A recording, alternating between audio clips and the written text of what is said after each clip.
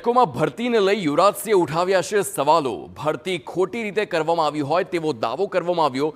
ભરતીની મંજૂરી લેવાયા વગર ભરતી થયાનો આરોપ છે। મંજૂરી વગર પરીક્ષા અને નિમણૂક પત્રો આપી દેવામાં આવ્યા છે, તે પ્રકારે યુવરાજસિંહે જણાવ્યું છે।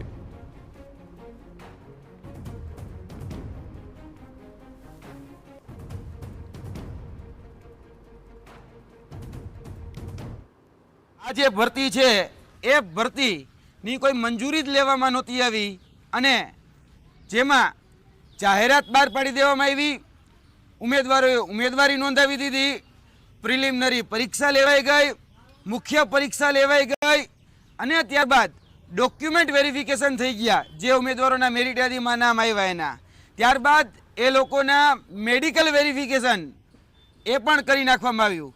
પછી એ લોકોને એના પ્રાયોરિટી પ્રમાણે એલોટમેન્ટ પણ કરવામાં આવ્યા અને જ્યારે નિમણૂક પત્ર દેવાની વાત આવી ત્યારે એવું કહેવામાં આવ્યું કે આ ભરતીની તો મંજૂરી જ લેવામાં નથી આવી।